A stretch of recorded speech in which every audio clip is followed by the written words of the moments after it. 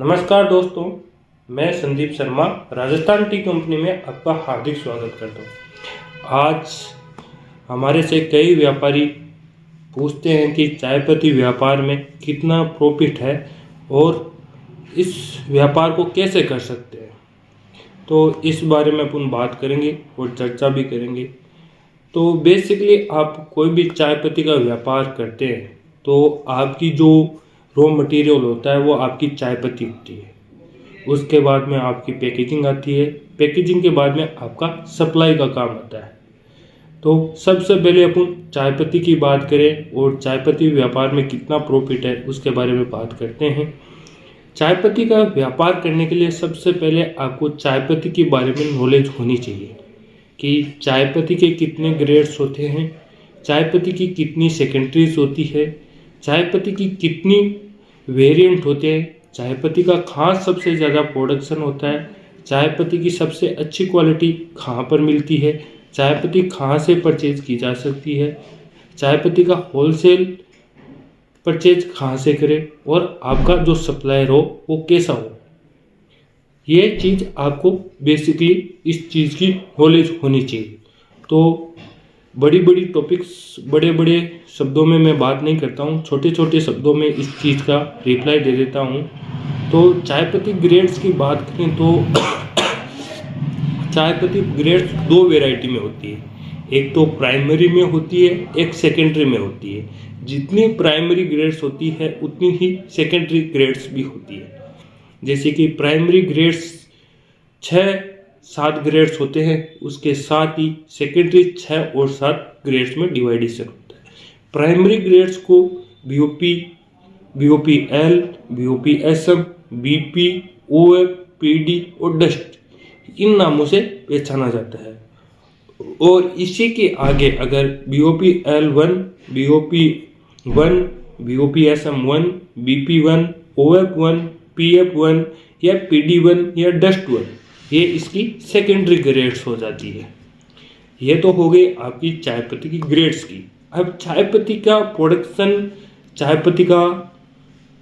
पत्ती कहाँ बनती है, कहाँ उसका उत्पादन होता है, किन राज्यों में उत्पादन होता है, उसके बारे में भी आपको अच्छी नॉलेज होनी चाहिए। तो चाय पत्ती बेसिकली अपने इंडिया में 3 जगह चाय पत्ती का प्रोडक्शन किया जाता है, चाय पत्ती को बनाया जाता है। जैसे कि सबसे अच्छा नाम और सबसे पॉपुलर नाम है आसाम की चाय पत्ती।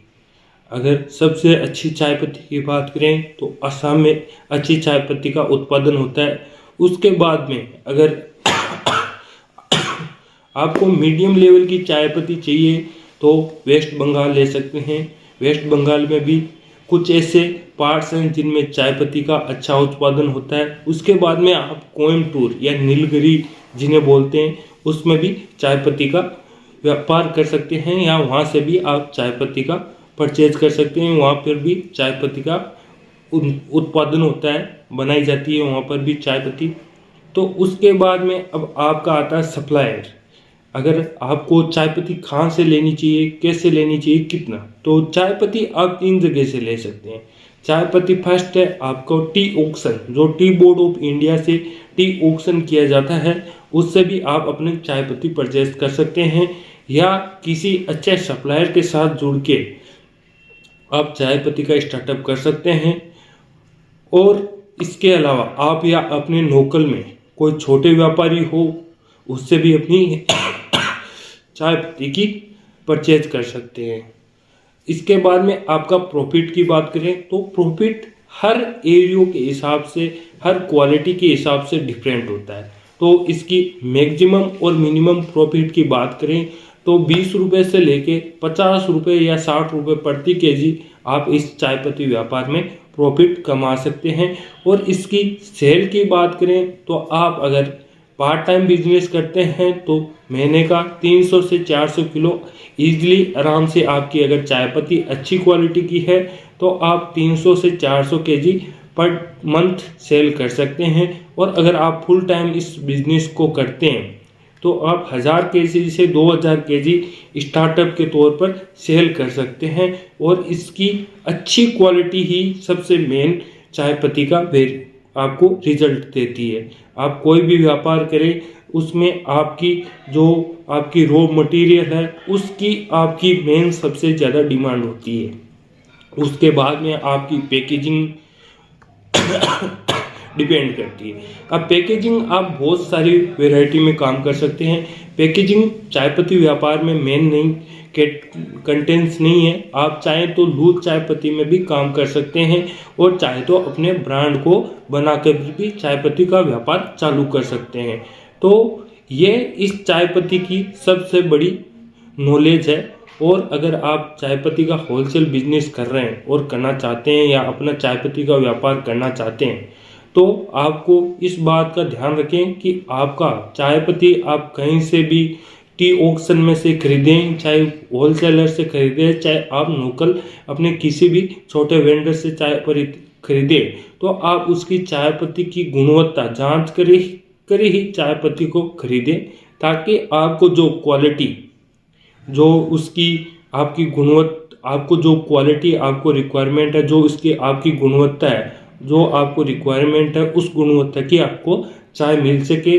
तो आप हमेशा किसी भी वेंडर से चाय पत्ती खरीदें तो उसका सैंपल लेकर ही चाय पत्ती खरीदें। और प्रॉफिट की बात मैंने आपको बताई है।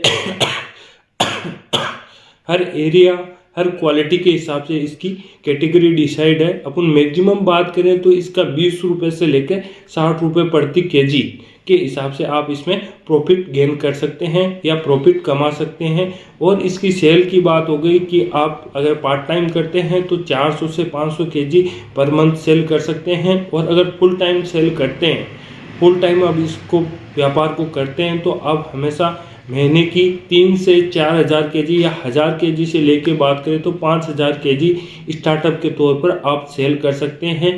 यह आपके ऊपर डिपेंड करता है कि आपका मार्केट में वर्चस्व कितना है, आपकी नेटवर्क कॉन्टैक्ट कैपेसिटी कितनी है, उसके हिसाब से चाय पत्ती का व्यापार आप अपना बड़ा कर सकते हैं। और चाय पत्ती का व्यापार ऑल ओवर इंडिया में कर सकते हैं आप इसके साथ ही। तो इन बातों का ध्यान रखिएगा।